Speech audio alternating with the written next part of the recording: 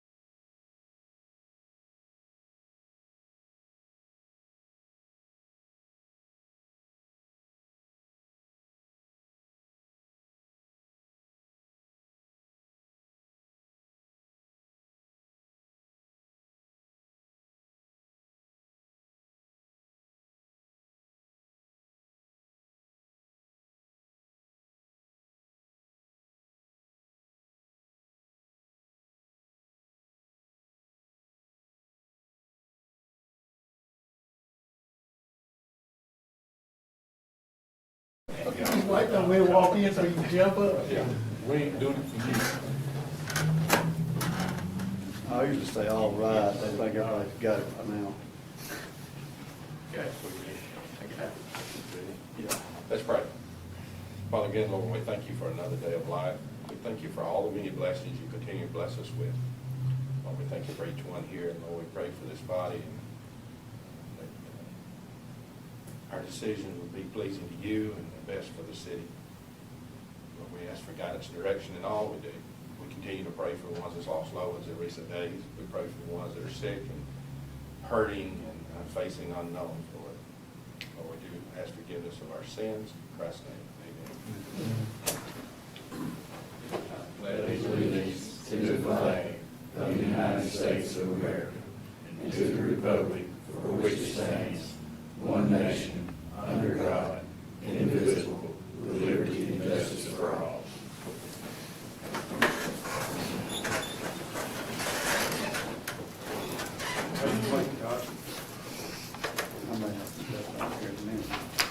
Almost got here on time. Drove a little fast. I hollered out, I opened the door and hollered, and had to do it twice because she didn't understand me. I didn't want to walk up there and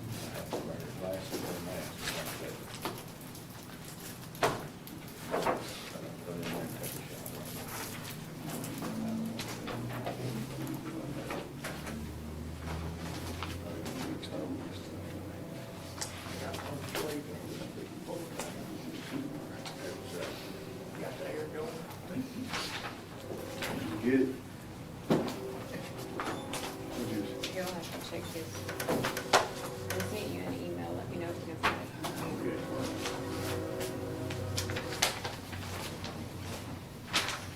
I'd like to welcome everybody to the May the 6th, 2025 Winfield City Council meeting. First item on the agenda is approve the minutes from April 15th, 2025. I need to ask a motion to approve those minutes if nobody's got a problem with the way they're going to be recorded, or whether the official record them. Larry made the motion, Keith second, all in favor. Next item on the agenda is Addie's Place Children Advocacy. She wasn't able to come tonight. She's not- Somebody's sick. Table for next, put it on next agenda. All right. Representation's not here for that tonight. We're going to put it on the next agenda. Next item on the agenda is back to school sales tax holiday resolution number 1388. Everybody's familiar with this sales tax resolution that we do, asked to do every year for the sales tax.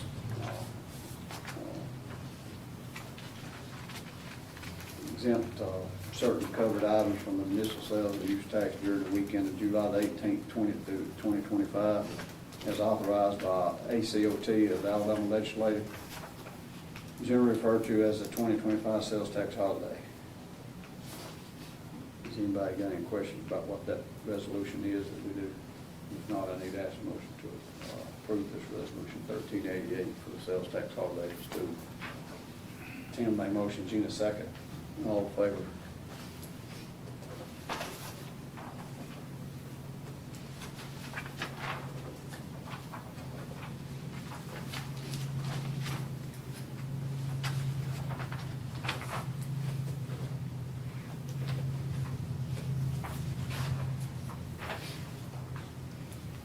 Next item on the agenda is approve police SOP, SWAT energetic breaching of social media. Brett, you want to enlighten us a little bit on that?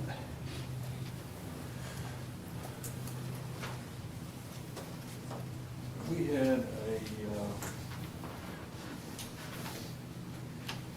on the SWAT team, we have a number of ways in which we can make entry into a residence. When a residence is fortified, or a metal door or a steel door is used, it doesn't matter if you have a ram, it doesn't matter what you have, you can't get through that door. And if somebody's barricaded in, and the greatest example of that would be the school system. with the way that the doors open. So we checked into what is referred to as an energetic breaching procedure, which basically, Marcus is the specialist that we sent to get trained on, and I'll be honest with you, I've asked him when he came back to school me on what it is and what it does. You use it around the door, and it takes the door down. There is no percussion. One of my first questions were, which way does the blast go? The blast comes out toward the team, toward the hallway. It does not go inward. But it is one of the,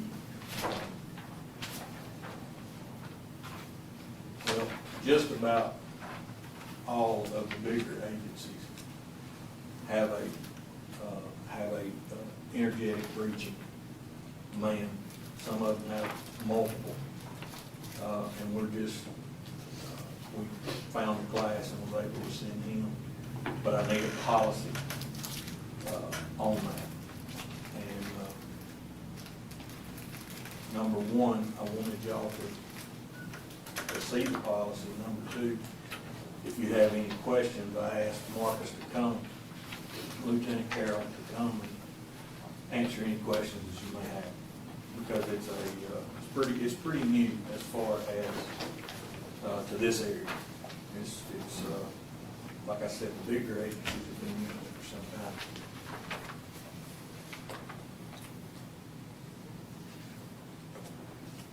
Is just necessary for like Marcus to go train and then train everybody else, or everybody else have to train? No, he is the man. So he's the trainer now.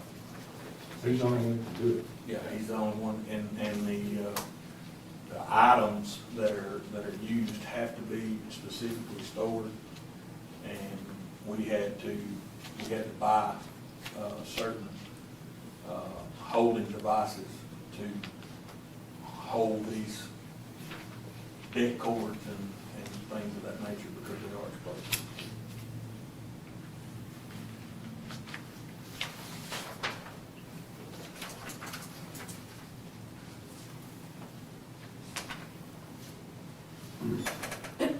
Would they not bring the object that blows up, bring us some pictures? I'd like to see pictures.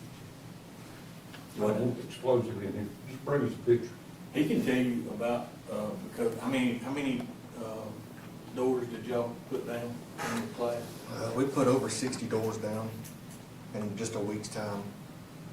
Bad on the ears, Do what? Is it bad on the ears? Yeah, it was loud, for sure. But it's not like what you think. It is specifically designed to take the door down. That's it. Yeah. And it's a mechanism. And like I said, my biggest concern was the blast radius going in, and it does not. All of that comes out. Basically, goes around the lock mechanism. There's several different ways that you can make entry into a door, depending on the structure. If it's metal, wood, if it's got glass openings in it, stuff like that. Especially if it's barricaded. I mean, we use anything from old IV bags that the hospital may have to fire hoses that the fire department didn't pass inspection, they're throwing away. And my main thing is duct tape. I use a lot of duct tape. And I also have a piece of rubber, a little square piece of rubber. It's called a hockey puck.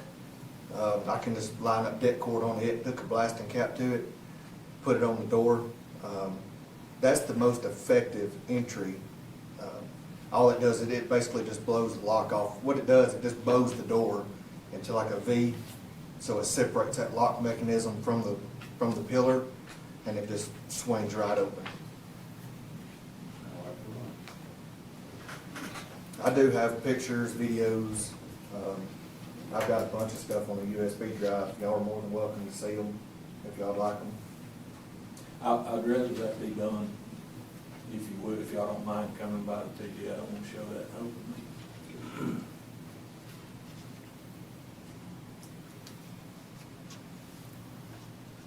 But you've already purchased, you've already tell me exactly what you're asking for us to approve this policy. We gotta have a policy on it, yes, sir. I can't put it into effect on the team until we have a policy in place.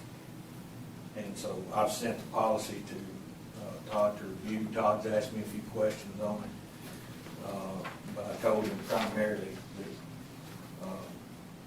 if he wanted to know specifics about it, that's the guy I asked, because it's pretty extensive at what he had to do while he was there. But all I need is for you guys to, if you've read over the policy, to tell me that you are okay with the policy, and I'll send it to Lexipol and they will put it in place. Did y'all have that in your packet? Y'all read it? You looked over, Johnny? Todd's good with policy, I'm sure if we've got this for them. And I'm assuming like other places that are already using this, they follow the same policies. Absolutely, yeah, there is, it can be from this to, some of them are a lot more, I guess I would say specific, but his instructor told him basically how to write this policy. So that it covers us, it covers the city, it covers them. But you guys know how serious I am about the policies. And if I see one that is, or let me say this, if Marcus finds one that is better, then I'll bring it back to you. But right now, this is it. Okay, you've got, is it in this same policy right here, you've got, is this a separate item, is the social media that's separate, it's not doing nothing with this policy?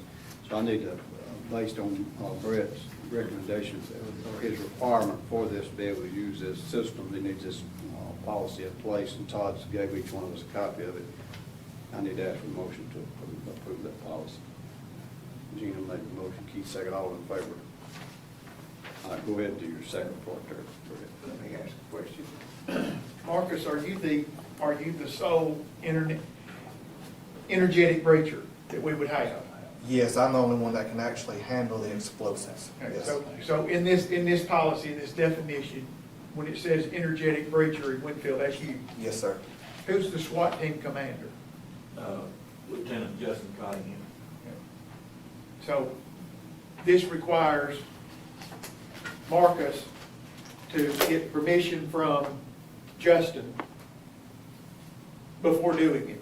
Oh, absolutely. And it requires him to present a brief, basically, a reasoning about. But basically, he would go to Lieutenant Cottingham, and if they got to a situation and say, okay, this is what we could do, and offer it to him as a means of, this is a better approach.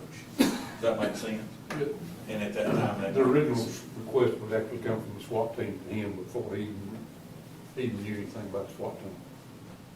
I mean, the SWAT team was going somewhere and they needed him, that's when they would notify him. He's on the SWAT team. Okay, so he's on it already. Yeah, he's on the team, but the point I was trying to make in asking those questions, quite frankly, is that Marcus, on the SWAT team, has to make the determination, based on all these factors. Absolutely. That it's a reasonable thing to do. Correct. Given our situation, given the crime that we're involved with, the whole situation. And then it's checked off. And then he has to check that off Right. with Justin That's correct. before he can do it. And that's Marcus and Justin. That's correct. We know who those two people are. It's not just a, Right. okay. That's the chain of command. Does he have a backup just in case he's not available? He does not. At this time. At this time. So we're gonna plan on training somebody else? We can, yes, we absolutely can. it's expensive. The SWAT team's basically in the call 24 hours, less than a week. They are, yeah. They have to check out with the commander if they're going to be out or indisposed, so that he knows how many of the team members he's got in the event that we have something.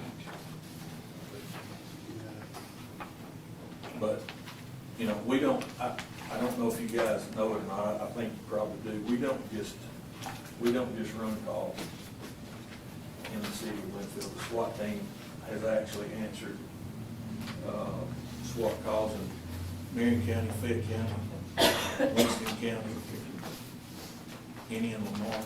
Not yet. The sheriff has called on us several times to come, and that's all they do. They go make entry into the residence, make it safe, and then they're done.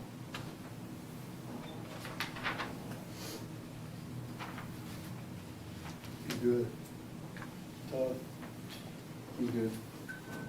How many members of the SWAT team? Is this SWAT team that we're talking about, this is just made up of Winfield? Yes, sir. Police Department employees? Yes, sir. The other, No, it's just Winfield. okay, but the other municipalities around here with, for example, does Hamilton have a SWAT team? Hamilton Police Department have a SWAT team? Not that I know of. Does the They have sheriff? SWAT members. All of our Marion County Sheriff's Department, Hamilton, Ewan, they all have officers that have been to the same SWAT school that we have been, but I don't think they're on the team.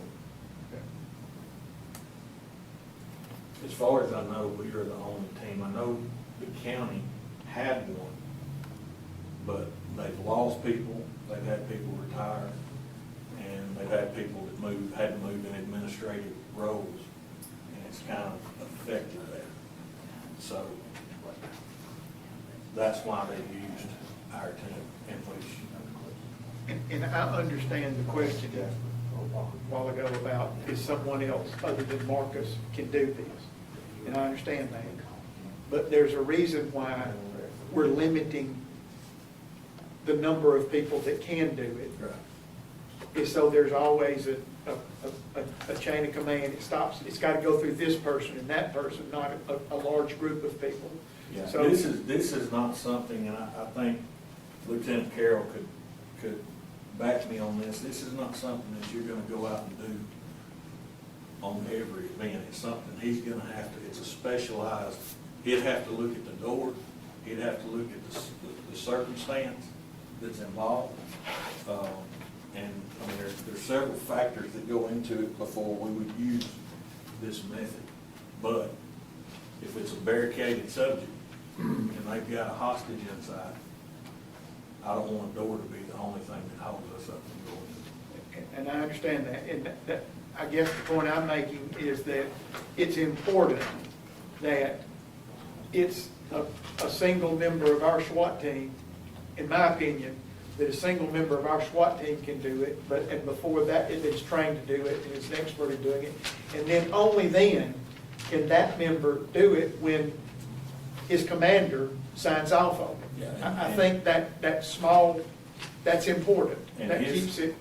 His commander is the one that sent him. Right. He asked for Lieutenant Carroll to go. Now, one other person, okay, but it's not one of those things where we want. Yeah, it would be limited to two. Yeah. I would say that and it would be handpicked between him and Justin. Yeah. There's a reason for that. That's the point I'm trying to make. And we want to keep that, in place. Absolutely. Okay.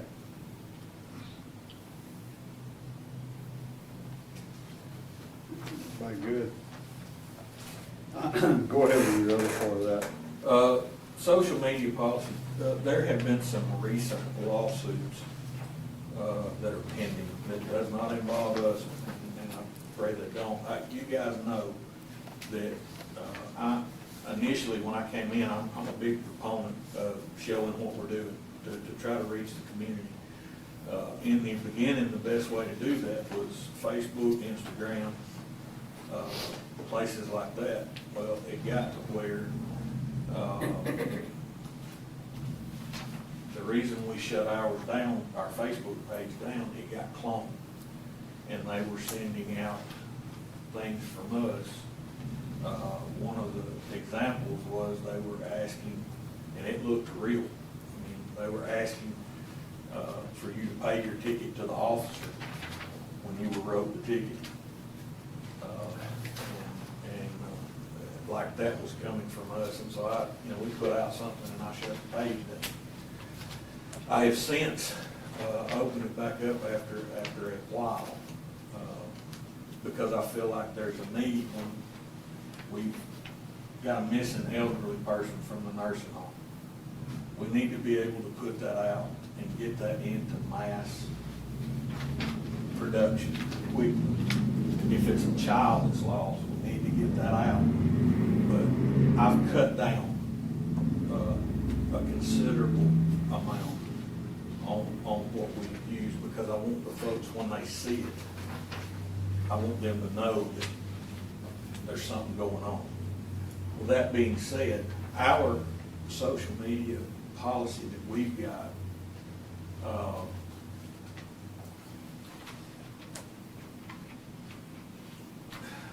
the way Todd explained it to me, it covers like emails, and it covers computer use, and it covers the department use, but it doesn't cover social media. And so I don't really have any protection for them that covers that. And as bad as I hate to say it, it's got to the point now that it's best that you just don't do it at all. And if you're a worker, does that make sense? Because I've fielded several complaints. Some of them are legit, some of them are not legit. But nonetheless, when it comes in, I have to handle it. I have to investigate it until it's finished. And this is going to alleviate some of that. Well, it actually alleviates a lot of that. I hate it, but that's the world we live in today.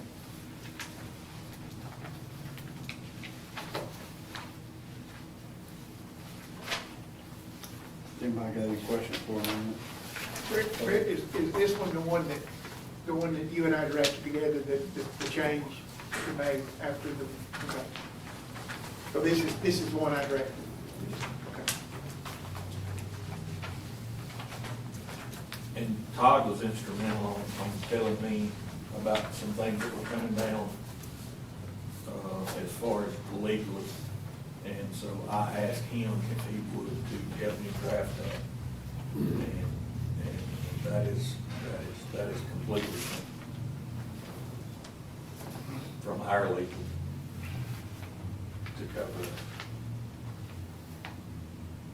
This Colorado open records law, that was the common thing everybody's going on.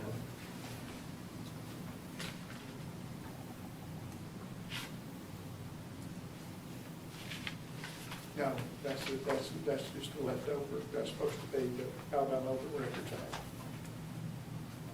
That's a leftover. Yeah. Everybody's got an Open Records Act, but that Colorado is the leftover from cut and paste from that section.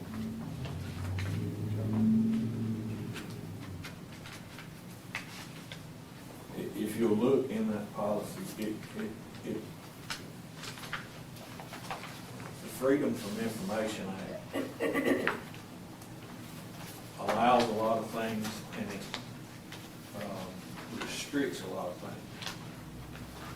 The way that you open up to get some things that you normally wouldn't get is by creating a door, if you will, through a social media site. Does that make sense at all? You say something, you talk about something, you get a video of something that normally would be off the record, but you've made it public now because it's a public forum. If you use Snapchat, Instagram, Facebook, TikTok, whatever the case may be, and it's putting a bullseye not only on our back but on the city's back, and it's my job to minimize that.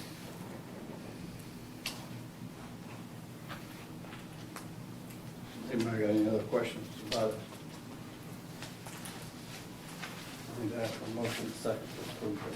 So it's just this, is that the bereavement also, or are we just talking about this right now? No, let's just that one. These are just in the police department This is SOP. just Change. Police department. Police This is not department a- SOP. No, Yeah, this that's is just police for us. department SOP. This is part of it. They have a certain type, they have It's a media, like a media. through Lexipol, they have that online SOP. And their SOP that they have in place was, on this issue, was very sketchy. It didn't have a lot of information. And so we went through this, and this has been presented to, this is a step that we have to go through to present, to make it part of the SOP for the police department. Correct. We have to, I have to sign off on it, the council has to approve it, and then it has to be presented to Lexipol. So,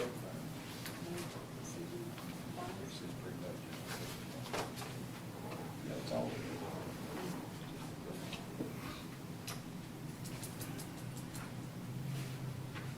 Motion. Gina made a motion, Keith second, all in favor? All right, you got anything else, Brett? No, sir. Thank you. This might touch base on what your other part, what you was speaking about, Gina's approval of policies and employee handbook, social media and bereavement. Todd, you got anything on that?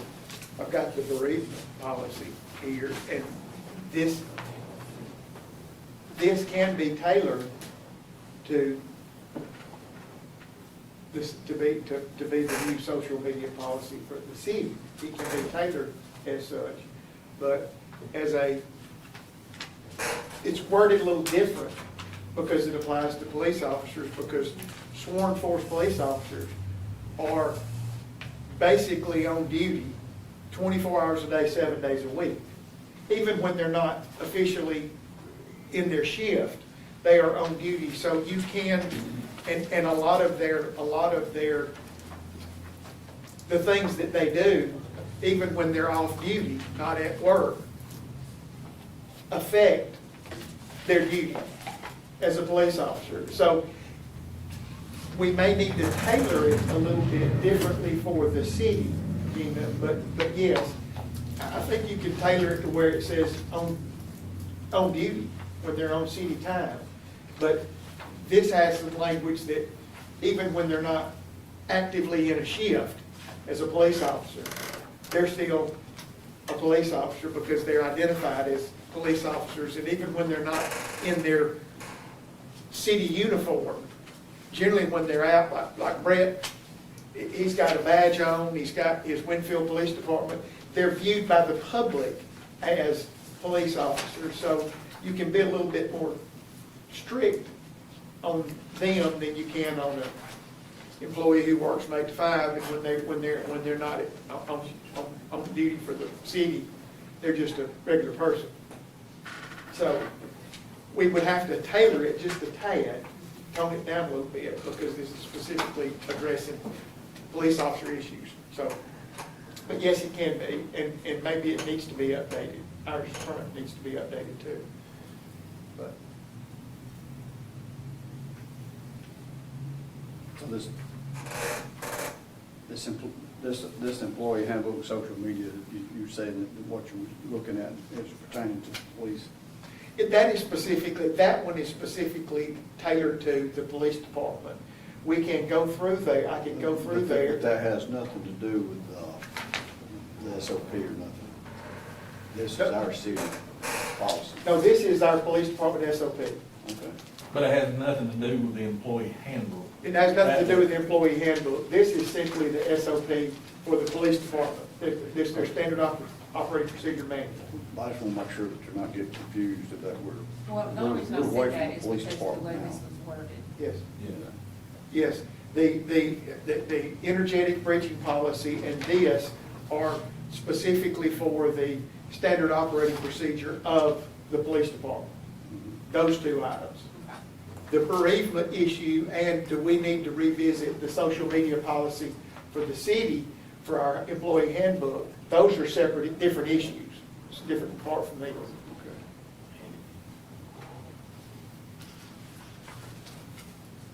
Much of you had overthrow that anytime before.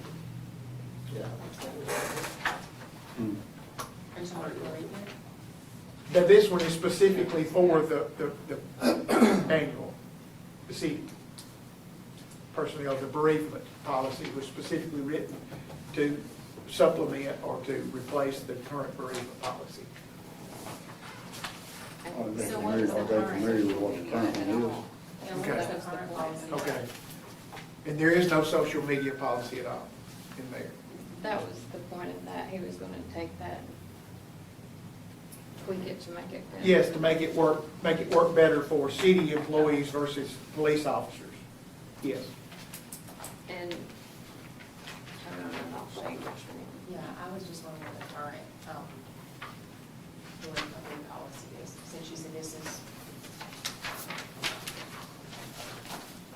It doesn't really change, my understanding, Gina, is it doesn't really change the days. There is, the real big change is a bereavement leave is granted in the event of death. Such leave must be taken within 14-day period, which shall begin on the day the death occurs, and shall such leave day or days may not be banked or saved and used during a later period. That's it's not like something that is a sick day or a PTO day. It is a bereavement day during a bereavement period, and it's not to be taken. If you get 3 and you only take 2, You can't take another one you later. can't take another one later. And it does change the It days. goes to 2 days. Yeah, It goes to the web. It goes to 2 days on grandparents instead of 1 day. and here's, if you want to pass this around. First one. I don't know, it's just my first one. I mean, a spouse or a child. I mean, that's just what it is now. That's just.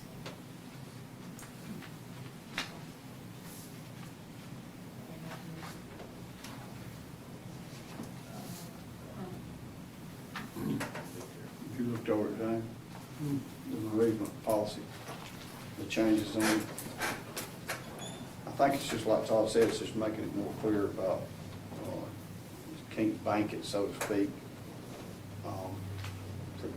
be used later. It's got to be used during that time of bereavement should be. I mean, it's longer for some, but this, in a 14-day period, the day of the death occurs, such leave day or days may not be banked or saved if not used during said period.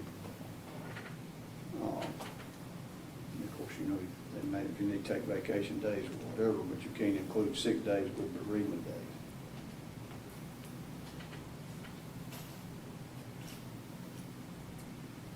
Does anybody got a problem changing that policy on the bereavement policy? I don't, but I do disagree with the first two. You think you need 1 day? Well, it depends on the person. Some people know, but, you know, most people, Well, the current, That's the way it is now. I mean, that's the way that's how it is listed. well, that's why I was wondering what it is now. Yeah, that's what I thought. Yeah, well, I think the first two needs to be changed. the only real difference is actually, some of these are 1 day now, actually I got 2 days, right? Yeah. This actually gives more in certain circumstances, it doesn't take away. Right. But we can add 2 if you want to. I mean, I just tried to use the same chart basically from the existing policy. I tried not to change any of the days. They're pretty much the same. It pertains to all city employees. Okay. Brother or sister's not the same, I think it's.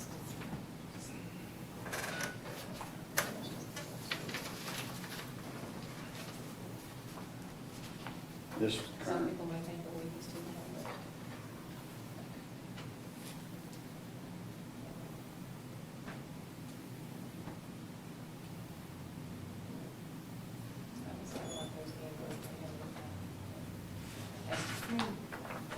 Is anybody, I mean, is everybody okay with the way that's, the current one is, what changed, what we're changing? Because you just kind of compared it a little bit. That's the current one. That is the current one. That's good. I'm setting on my code.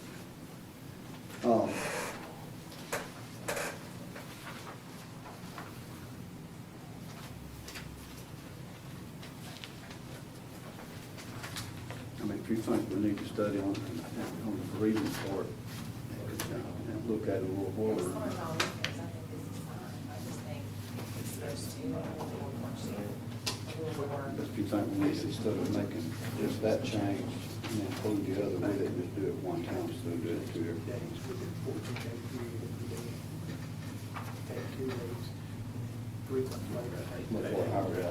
That's what we do. Just that language there to make it easier. Social media ordinance handbook. That's the real only change. Anything needs to be added to that or to.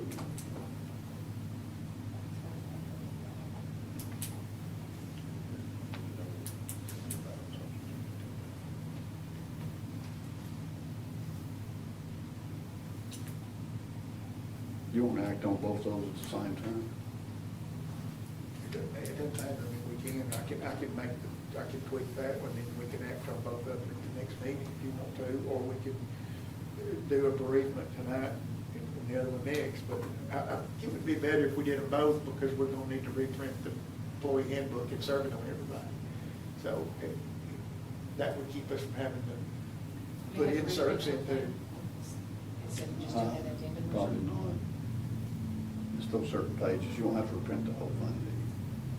Probably will, because you put it in a different binder. I'm almost out of these. I only order about 20 at a time. When I run out, I'll order some more. So when I order some more, I'll just update them. You gotta do 55 of them. I mean, I'll probably give them a amendment to it and then give the new people. That's how I normally do it.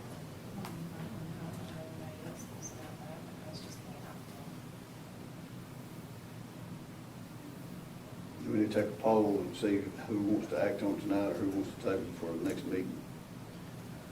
Is everybody?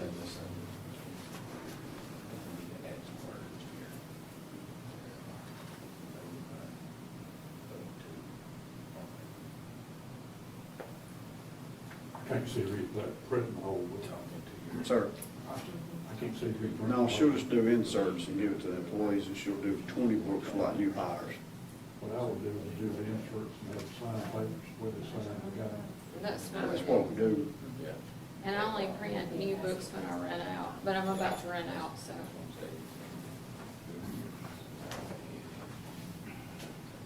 It doesn't matter, we can do it tonight or next week. You want? So y'all two are good. Is everybody good on this side to pass both these amendments to the employee handbook? Or do you want to discuss it later? I mean, do you want to bring it to the next meeting and pass it? Or are you okay with the social media part? Or Todd really thinks we need to go both at the same time? I'm fine with the social media part, I just think these two need to be increased, but that's just me personally. The first two? You're fine with all the language and everything, you just think the time off I needs just to be think, increased. yeah, I think The the days off need to needs be. Our word is different. increased. I think you should say it's maybe worded different also, because some people can be okay with 3 days, and some people may not be able to function if you lose your child. Well, you don't have to take the 3 days. 3 days is what you get, or 5 days is what you get. You don't have to take it. But you get up to that many, the point is, if you don't take it, if you only take 3, and you come back to work and you don't take it, it doesn't save. It's not like you don't get 2 extra sick days or PTO days or whatever. It's not like the police working on a You can't holiday. make it. It's not Is what I'm like you're saying. gonna get paid twice. Yeah, well, you don't, you just can't get, if you don't use it during that time period, but it doesn't say that you have to take it. It said you've got up to that many days. That's why it's worded that, up to so many days. If you get 5 days, it's up to 5 days. If you're the kind of person that needs to work, that wants to be at work, that doesn't, you can come back in 2. But if you're the kind that needs a little bit more time, you can take up to 5. And if you just still need more time, you can call your supervisor and ask them, Right. I need PTO, or I need this. Right. I need some time off, and the supervisor can give you additional time off.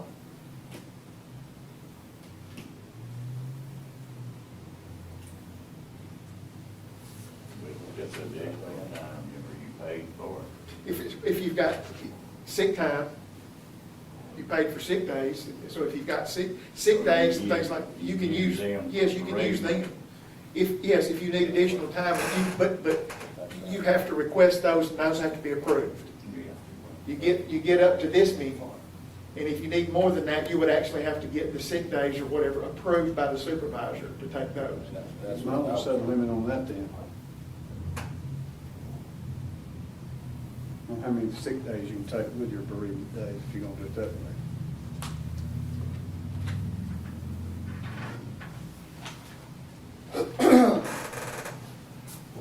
I don't know why you need to set. I mean, I understand, but I'm kinda leaning toward what Jenna's doing. If we're gonna do anything, if we increase these first 2 to 5 days or whatever, or a full work week or whatever, how you do it, but I don't know if we need to include sick days with it.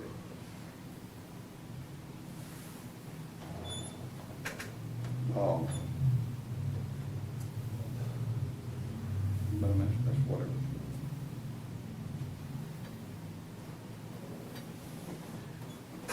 I mean, I guess. Can we do city employees get, and I don't know, I'm asking this, I'm not trying to cause a problem when I ask this, but do we have PTO? No. So all we got is sick time? Okay. Vacation. Can we not do at least 2 sick days with it? No more than 2? Or does it matter? What do you want to say, Brett? What I was gonna say is, from a department head standpoint, I don't have a problem with taking sick days. If they call in and they say, just like he said, they've lost a child and they need more time. And I say absolutely, if you need more time, I don't have a problem with that. But I need something, because I can't call and tell them, hey, you need to come back to work. You see what I'm saying? If they've lost a child, I don't be the one that has to call and say, hey, you've been out 14 days, you coming back, or? Okay, let me follow up with that one though, but now, correct me if I'm wrong, I hadn't gone through the policy, personnel handbook like I needed to probably, but if you take a sick day, you can get 1 or 2 with no doctor's excuse. But if you take over a certain number of sick days, you've got to have a doctor's excuse. Yeah. So the sick days you can take for bereavement are in fact limited unless they get a doctor that gives them a doctor's excuse to say they need time off. And if that doctor gives them a doctor's excuse because they need time off, because they're dealing with this issue, then they get sick time. But they got to have anything over 3 days, you got to have a doctor's excuse. So they can't just take 14, 3 here and then 3, they can only take 6. Because anything over 6, if you took 3 bereavement and 3 sick days, then that seventh sick day, or that fourth sick day that would be day 7, you gotta have a doctor's excuse. Well, no, that brings a whole different light to the whole story, if everybody understands that. So Well, I mean, that sick might days- need to be in the policy handbook, that it needs to be a doctor's excuse if you're gonna use sick days up to 3 days. Well, over 3 days. that's where our sick days are. Yeah. They Yeah, currently are. sick days are. Well, Coach, so if you're We're talking using, about bereavement. yeah, but if you're using sick days for bereavement, a sick day requires, if it's more than 3 sick days, you gotta have a doctor's excuse. I understand that. So that would mean day 7 of bereavement, if you're using sick days, you gotta have a doctor's excuse. Right, but this says bereavement leave language. So in the Right. policy handbook, it's got bereavement. Yes. Okay, does it say anything in there now about sick days, in that language under bereavement? No. Okay, that's what I'm saying. I think to make sure that everybody understands it, it might need to say that in that bereavement, in that This language. right here is basically overriding what it says on having to have a doctor's excuse, because it's over the number of days that you can take it without one. So you'll have to have a number of days, sick days in this right here. Otherwise, this page right here is overriding the old. How? If it's a Because sick it day, says 6 days and it doesn't say how many. okay, but to take a sick day, our policy says if you take more than 3 sick days, you gotta have an excuse. Well, it's kind of like the Bible. You Okay. read a verse over here and you don't go back to the Old Testament and refer it to it. That's what I'm saying. You Well- need to be understanding that we got to read it that way. See what I'm saying? Yeah. You got to spell it out sometimes. Well, Exactly. I understand that, but I think it is spelled out, but I can put it in there. What I can say is sick days pursuant to the sick day policy And I in this can say- manual. It says, I can say sick days may be used, and I go by this. Okay, pursuant to the policy, pursuant to the use of sick days in this manual. And this is overriding that. Now, if I say Because this is sick another days that says pursuant to yes, you the can. sick days in this manual, it doesn't. Right. Right. Say That takes 6 it. days as according to. As according to what's this stated. manual. Yes, that's. Okay. But you're putting this Then in the there's no manual, right? question. Just for the first 2, right? Yeah, I am. But if I say sick days is according to the sick day definition in this manual, James, then to look at sick days here, you go back to sick days in here and see when you use sick days, you gotta have an excuse. Well, it just has to be spelled out on this, otherwise I'm saying it's overriding. I disagree with that. If I go back and refer to the manual, sick days as approved by the manual. Actually, just put sick days in parentheses, put page so-and-so, and then that means you just refer back So- to page wherever this is. Because the problem is if you do that, I'm just telling you, if you do that, then 2 years down the road, we make a change to sick days, and we say, okay, you gotta have an excuse after 2 days. And we change it in the sick day portion, but we don't go back and change it in the bereavement portion. We got 3 days in the bereavement, we got 2 days in the sick day, which one don't, so we just say sick days as defined in the manual. So whatever we define sick days for applies here. That's the way. In writing right here.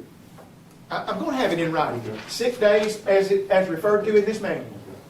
That's what I'm gonna say right here. I'm not gonna put days, I'm gonna say as referred to in this manual. Yeah. That is going override. Y'all making this too complicated. It's just such as this. It's the reason people can't read a manual. Todd, I'm telling you, from her having to, okay to write the check or whatever, and time and stuff off, if it ain't clear, it's just like this paid meal stuff. We're back and forth constantly on what's allowed and what's not allowed, as far as what they can, if they're going to a meeting in Tuscaloosa, are they gonna get breakfast if they leave here? Are they gonna get a breakfast? We're gonna pay for the biscuit when they leave here. If they're down there at lunch, we're gonna pay for their lunch. And then if they come back from lunch and it gets after dinner time normally, we're gonna pay for dinner if they're back in Winfield. I mean, it has to be clear to where it's not a question later if it's not clear. I mean, we get that all the time. What was you saying, Brett? I ain't trying to kick the anthill, I'm just looking for clarification, because I about pulled my hair out of that meal policy deal. Tell me about it. Yeah. If they take off for bereavement, whatever the days are, in order to use sick days, they have to call and ask and get permission for sick days. And then if they use those sick days, they have up to 3, and then they have to have a doctor's excuse. I just want to make sure that I understood that. That's the way the manual's gonna read. Okay. Okay. All right, so is everybody good with that? Let's change it to that wording. Yes, but I still think these first two need to be changed to at least 5 days. That's just Giving my them personal- 6. Huh? Yeah, give them 6. You know, they may not want to take sick time. This gives them 5 days of bereavement if they don't want to take sick time. And they may not have any sick They time. may not have any sick time. So you want to increase it to what?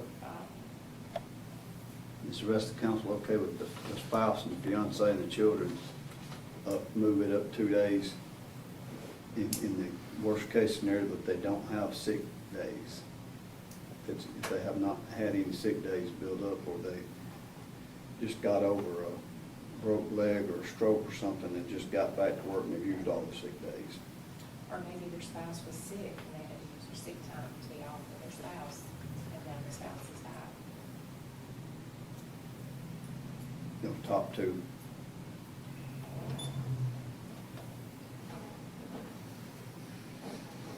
Any comment, anybody else?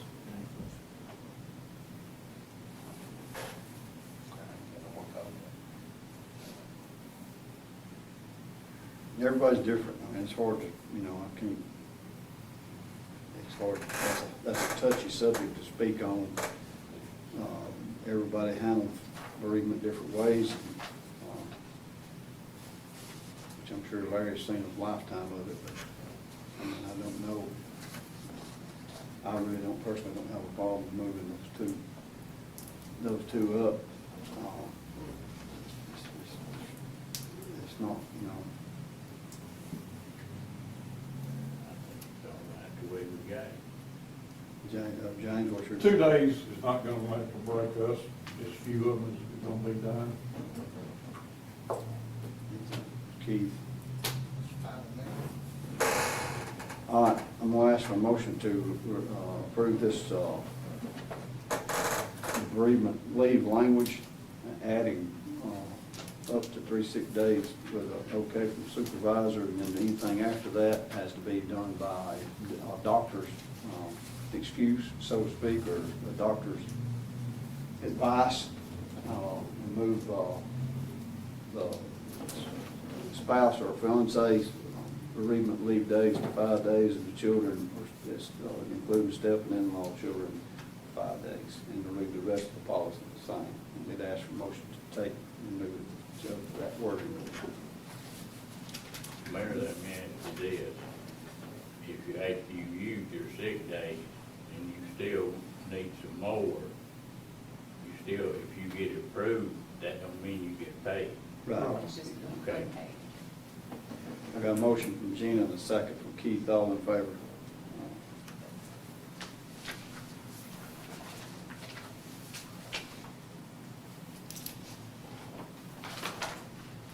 Next item on the agenda is old business.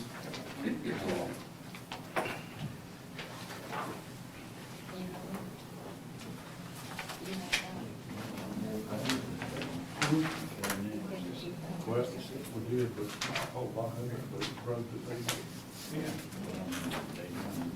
All over around the house, and they got that hill around. James, you got any open? I would ask about the lights, but we do have a light program. I'll miss that. 2. Oh, There's 2. there's 2 of them. We got, we know who did those. I think they've been notified.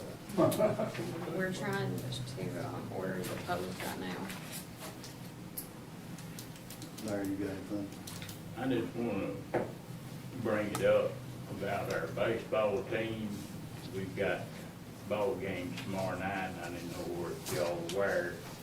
But if we win them tomorrow night, the 2 out of 3 games, they're going to state playoffs. And that's the first time that's happened in 10 years, so I just thought we need to show a little support for them. All right, yeah, I agree. Final Four is what we're in now. Yeah. County, they'd be in the final four if they won. If they beat Gardo 2 games, they'll be in. 4:30 and 7 tomorrow night. They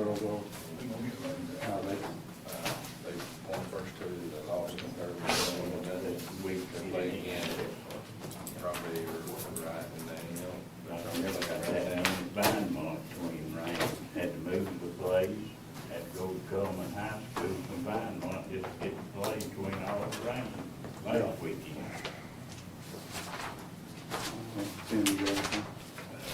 no, I see we got some, they paved some of the road, don't they?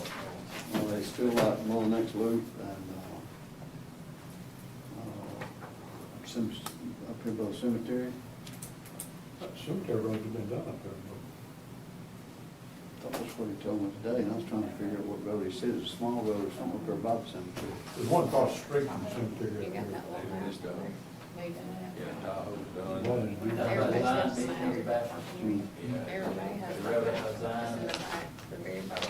There's one around, and then there's one directly across. They done Chapel Chestnut. I don't know if they've done that. They did that by design, that's done. You have this map. Did that. Who's that? One. See that one? Cemetery. No. Yes, cemetery by Unless design. he's calling. They said that loop. Yeah, they went around. Dedicated to the city so we can keep it up. That county road forward. They might not want to take it. Don't you gonna be driving on gravel and ditches, and then put the whole day over. County gets still down to more than that. I need to look at that. I need to leave here with that. Not like about to start this. But. All right. Is that what you, does that get to you? Yeah, so this was posted on the 17th, and we just run this 2 weeks, right? So it's already been ran the 2 weeks. As Gina's not here. It's just up indefinitely. I didn't put a stop date on it. Okay, I just didn't know, I thought we normally did it for 2 weeks. She's had any input on it? I believe I ran it in the paper also. Keith.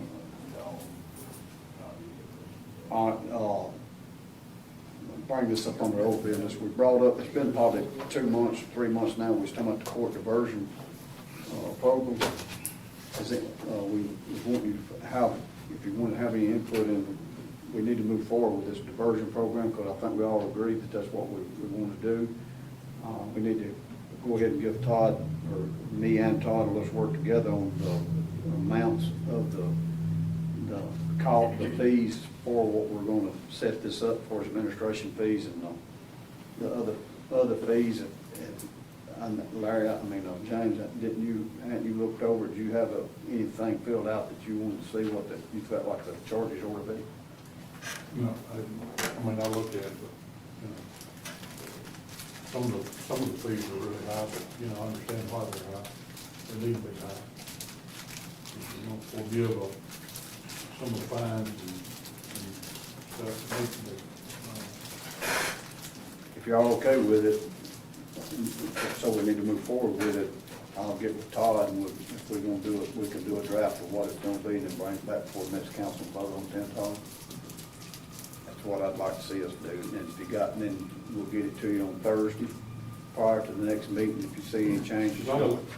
Several of them were $500, and $500 may seem like a lot, but I can assure you it's cheaper than paying insurance on it for 3 years. Well, as a starting point, Yeah, I know, It- next time. it don't, but it is a diversion program, which means it's keeping something off your record, it's not, so if the fine and cost for what you're charged with is $757, the $600 fine for DUI or whatever, and plus this other, or a $500 fine for shoplifting, plus the $300-something in court costs, that's $800. So if you're going through a diversion program and you're saving yourself the charge and the finding cost. As a minimum, the diversion program fee ought to be a little more than the finding cost of what you would be found guilty of that were diverted. I mean, that's just a starting point, is what I would see. So, I mean, $900 may sound like a lot, but if you're found guilty of the shoplifting, you gotta pay back the restitution, you gotta pay $500 fine, you gotta pay court costs, you're already at $800 or $900 right there if you're found guilty, plus you got a guilty finding. So, I mean, $1,000 sounds like a lot, but, it's $1,000 with nothing, or $1,000 or $900 and something with a guilty finding. So that's what I think is important. That's a starting point. So the numbers may look high, James, but there's a reason they look high.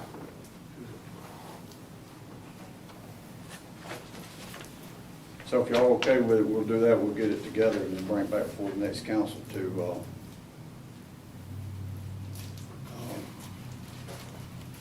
approve it.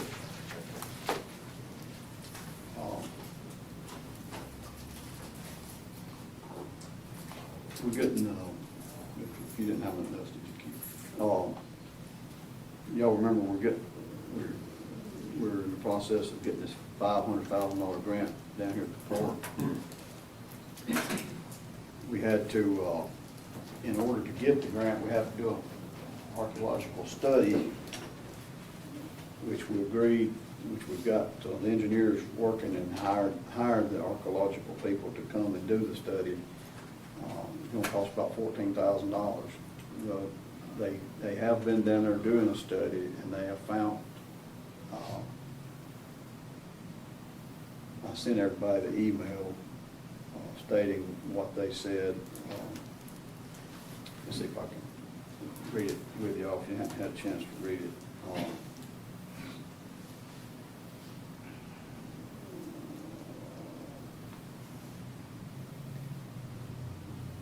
We found 4 archaeological sites consisting of lithic, and a few potential diagnostic stone tools. Diagnostic stone tools in this case are those that can be identified as belonging to a specific group of native people of a specific time period. Refers to waste flakes produced by the stone tool manufacturer. The presence of 2 of these sites will likely be what SHPO focuses on when they review the report. However, for the purposes right now, those sites need to be delineated with shovel testing and shorter intervals to determine the horizontal extent within the project area. That would give a full picture of where the sites are located. Once we have information, that information will begin with artifact analysis, which will shed further light on whether or not the artifacts are important enough to warrant site eligibility.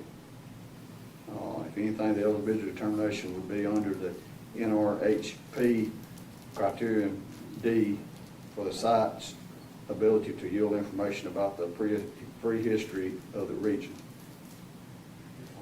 The report will provide preliminary eligibility recommendations for each of the sites based on our findings.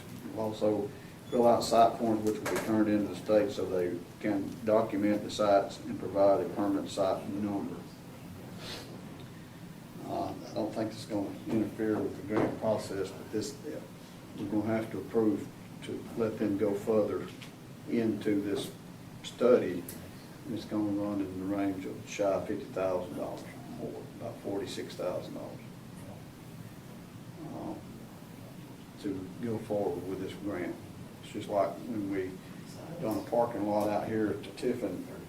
When we applied for CDBG, they had to come in and do a bird study that we had to do. The particular type of birds, make sure they wasn't there. It's just like anytime you do anything around a stream, or you got to do fish studies. That's kind of the same way with all this grounds that we're buying up here with this grant money. There's no matcher, I don't think, on this grant, so you might consider what we're having to pay as part of our part of doing it, I guess. But I need approval to let them go forward. What's the time period? On the study. Get the survey done. They gotta get out there and dig, they gotta get out there and dig. Yeah, they need to go ahead and move forward with it. I think, within 30 days. It would be very much in 35 minutes. It surprised you. I mean, I didn't see how they found what they found the time they've been there. I like to see what you're doing. Oh, that will, you'll be able to see it all. So I need approval to move forward with that. I need to ask for a motion to allow me to spend that money for that rest of the survey, rest of that site inspection of the archaeological site. Mayor made the motion. Tim, second, all in favor? All right, I